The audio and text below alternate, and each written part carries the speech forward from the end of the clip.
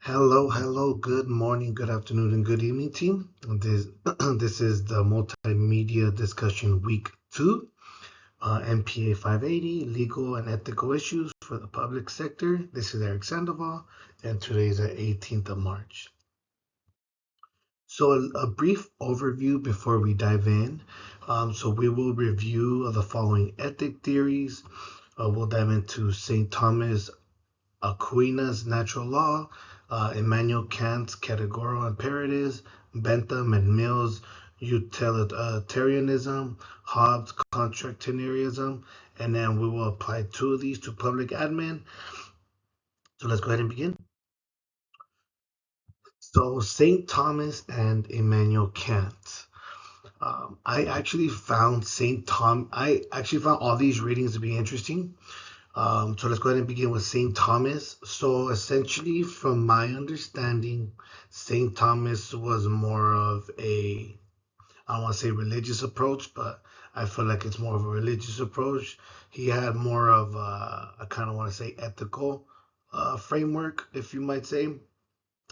And after reading it all, I feel like that sits kind of somewhere in the middle between Immanuel Kant and our next theory, but essentially I felt like he was focusing more on like what are we more naturally meant to do as humans, right? Like what is our nature? What is a human nature? And I believe that was I believe kind of like some of his core ideas um, is how our morality is like etched into human nature, right? How it's just how it's built into it, and we're able to discover that through different reasons. But essentially, Saint Thomas, he believed that we humans have a purpose, and using reason, essentially, like we are able to figure out what is good for us and what is bad for us, and also like what helps us fulfill our natural purpose in life. Essentially, was a little bit of my understanding. He had, um, he had, from my understanding, was like naturally aimed at certain particular aspects, right? Being able to preserve life, educate, reproduce, etc., and vice more. But now for Immanuel Kant had a very interesting philosophy. Essentially, I felt like, from my understanding, was that he also had like a big question, like Saint Thomas, as to what is morally right regardless of the situation. So I felt as if he was trying to see things from different angles.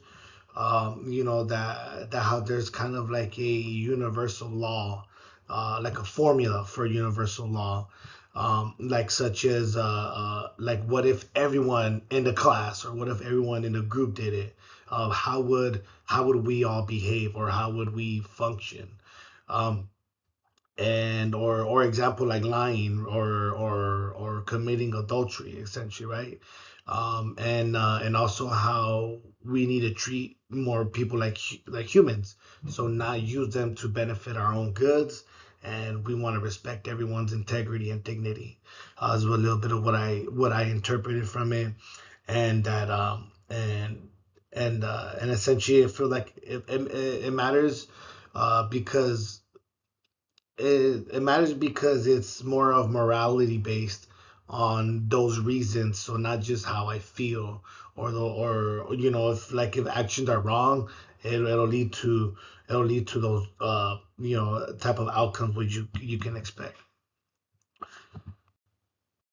All right, so then next up we have Jeremy Bentham and John Stuart Mill on the left hand side, and then we have Hobbes on the right hand side. So with Bentham and Mill, from my understanding, they were the one that developed utilitarianism, and it did take a different approach from our previous theorist, Immanuel Kant.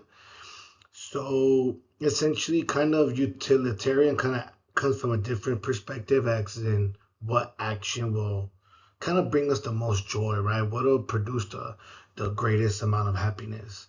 So there's a core idea that utilitarianism will kind of equals, the being able to maximize the amount of happiness we receive, but also while trying to reduce and or minimize the amount of suffering we take as well.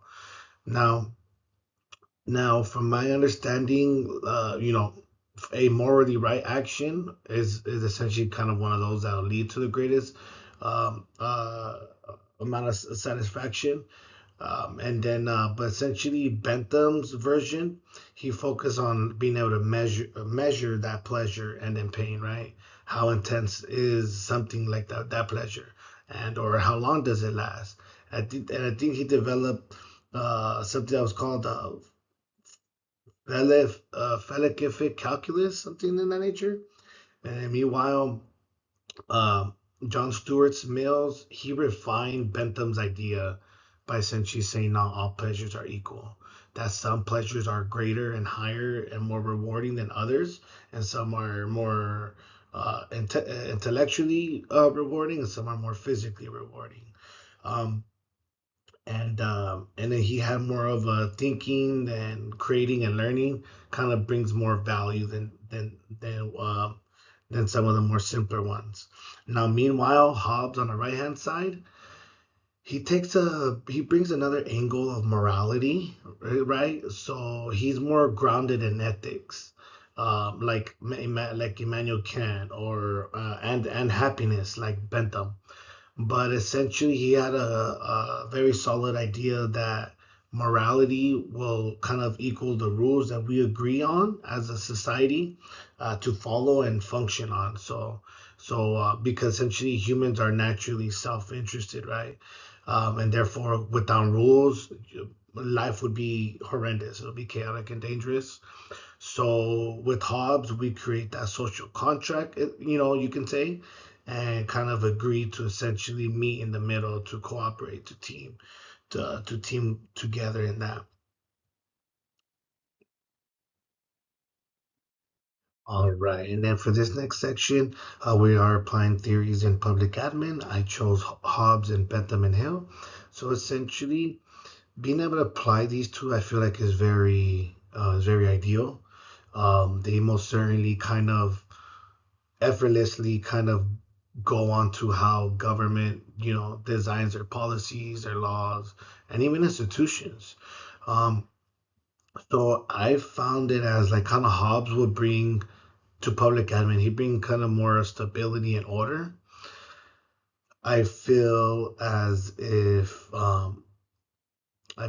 he would, the question like as in he helps answer kind of why do we need a government. So I feel like he kind of brings the justification for government, like as in police systems, being able to have legal enforcement, um, and that kind of reflects back on his idea of people trying to escape the state of the nature, and also he brings institutional matters, like clear laws and a central authority, and as well as public compliance or how people may act in self-interest, and being able to have rules that are enforced and not just for goodwill. And then as for Bentham and Hill, I feel like as in they help kind of bring light as to what policy should government choose. So like being able to have, because governments often utilize economic analysis, and so essentially with Bentham's idea, they choose a policy that benefits, that produces the most overall benefit. Environmental regulations, budget allocation decisions. They focus on public policy, so bringing the greatest good, and to improve overall well-being. So essentially, Hobbes prioritizes order and authority, and then Bentham and Mill prioritize welfare and outcomes. And then, and does virtual theory apply to public admin? My answer to this is yes. I believe all this does apply. The virtual ethics does apply to public admin. Um, And the reason as to why is because and the reason as to why is because virtue ethics applies because I believe essentially rules and policies can't always cover every situation. So public administrators are often faced with gray areas, and also you got to keep in mind people don't always trust in government, and it depends on character. So people just don't evaluate outcomes; they evaluate the people. So if administrators lack virtue, and such as corruption increases, public declines. We want virtues like honesty, accountability, and transparency. We don't want people to abuse their power um, and act in self interest or in discretion. So I do believe all this does apply. And then thank you for listening, and sorry for it being so long. But thank you so much for listening, and I will make it shorter next time. I'm sorry.